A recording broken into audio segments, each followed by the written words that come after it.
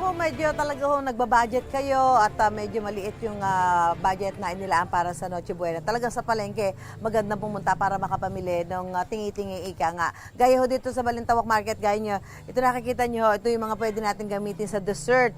Ayan, dessert agad yung pinag-usapan natin, di ba?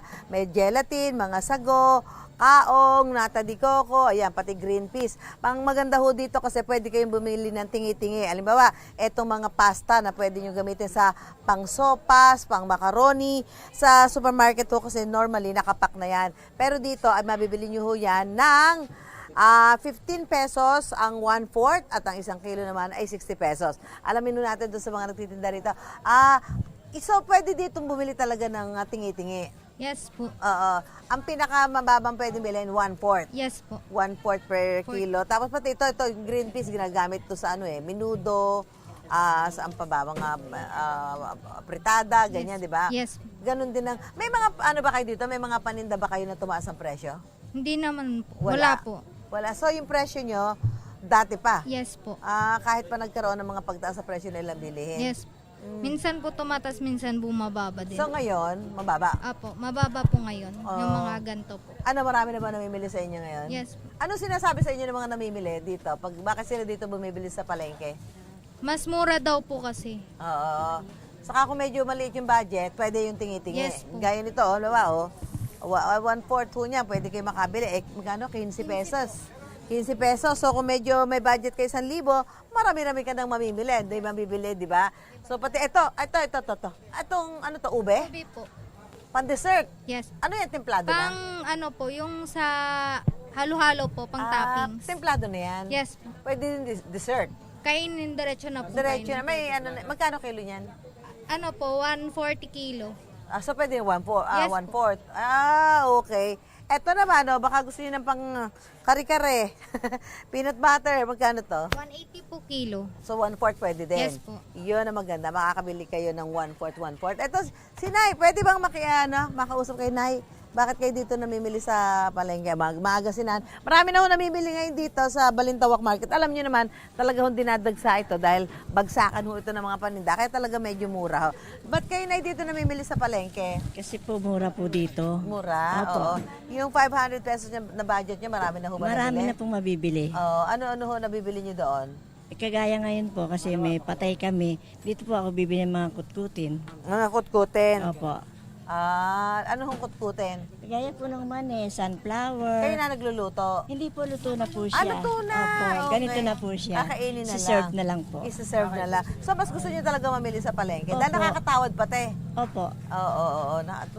Mahilig ba kayong tumawad? Ay, hindi po. Kasi may tindahan din akong maliit. Hindi po ako tumatawad kung ano yung presyo. Dahil alam niyo naman, mas mababa na ho talaga. Opo. Okay, maraming salamat po. Ayan. Salamat, Nay. Merry Christmas po. Happy New Year po. Ayan, so ayun ho yung dahilan kung bakit marami ho tayo mga kapuso na pumupunta sa palengke. Yun nga ho kasi nakakabili talaga ng tingi-tingi at kung medyo may suki ka na, pwede ka pang humingi ng discount o tumawad ka nga doon sa presyo.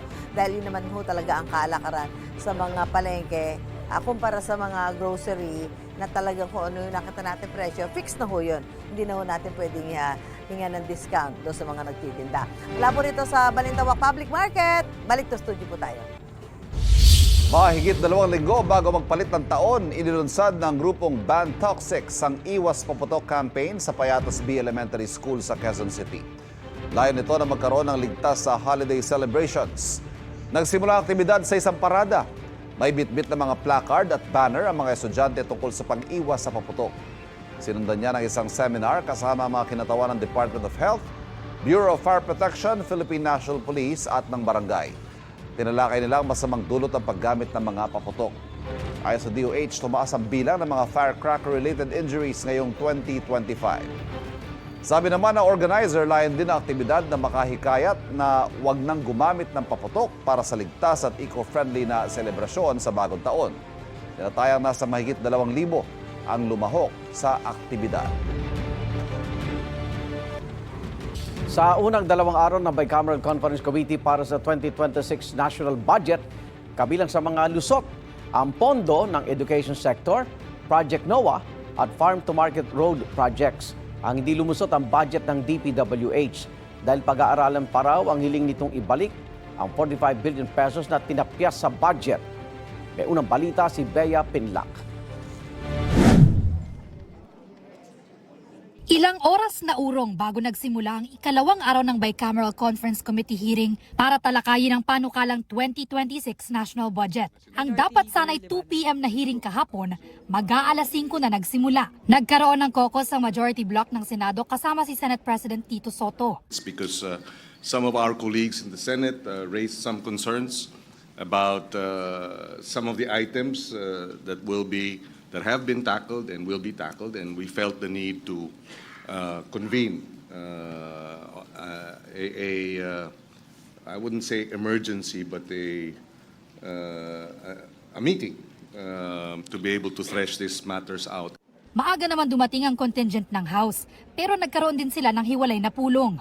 Lalong naantala ang deliberasyon ng BICAM sa 2026 National Budget kahapon nang magtalo ang mga mambabatas kung pwede bang humarap si DPWH Secretary Vince Dizon, bagay na bihira lamang ginagawa. This is a bicameral conference committee ng Congress and Senate.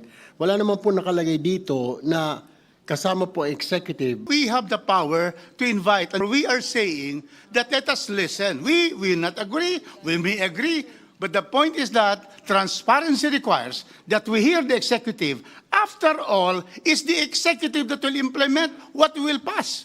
Giit ng ilang senador, ilang beses nang humarap sa Senado si Dizon at paulit-ulit na itong natanong kung sapat ba ang budget na inilaan ng Senado para sa DPWH. Ang DPWH daw kasi mismo ang nagbawas ng bilyon-bilyong piso sa kanilang panukalang pondo.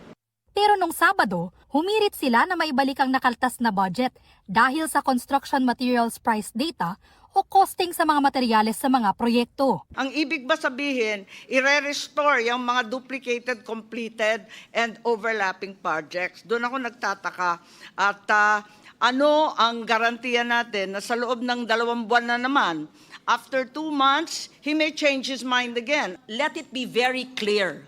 The senators did not invent the numbers. These are from the Department of Public Works and Highways. Kalaunan, nagkasundo ang BICAM na payagan ng pagharap ni Dizon. Nilinaw ni Dizon na walang proyektong tinanggal sa DPWH na ibabalik at walang presyo na ibinaba na basta na lang dadagdagan. Ang hinihingi lang po natin is yung pong binawas na 45 billion approximately, ibalik po ulit para po ma-implement po ito ng tama. Hindi po talaga natin pwedeng ibaba na lang ng basta-basta across the board. Paliwanag niya, sa pagkatapyas ng DPWH budget sa Senado, dalawa ang pwedeng mangyari. Magkulang ang pondo sa ilang proyekto o kaya'y sumobra naman ang mabawas sa iba. Iba-iba pa rin daw ang presyo ng materyales sa iba't ibang lugar. Kaya kakailanganin daw na isa-isang busisiin ng mga ito. Hindi pa rin nakaligtas ang DPWH sa panggigisa ng mga mambabatas. I truly resent the fact that the BICAM is being hostaged by the Secretary of the Department of Public Works and Highways. At dapat tanggalin na lang ninyo lahat kasi pinapadagdagan mo yung budget tapos yung mga mag-i-implement, wala kang tiwala, ano naman kami? Matapos malagay sa hot seat ng BICAM si Dizon, mahigit 2 oras na tigil ang deliberasyon. Nag-usap-usap muna ang mga mambabatas at pagbalik nila, tinapos na ang ikalawang araw ng BICAM. Hindi pa naaaprubahan ang budget ng DPWH. Kailangan pag-usapan pa namin lahat. Kaya sinuspend muna namin yung session. Yung mga ganitong bagay hindi mo pwede madaliin. Hindi porket kailangan may deadline, tapusin natin. Isasalang ulit ang budget ng DPWH sa BICAM ngayong araw. Ito ang unang balita. Bea Pinlac para sa GMA Integrated News. Gusto mo bang mauna sa mga balita? Mag-subscribe na sa GMA Integrated News sa YouTube at tumutok sa unang balita.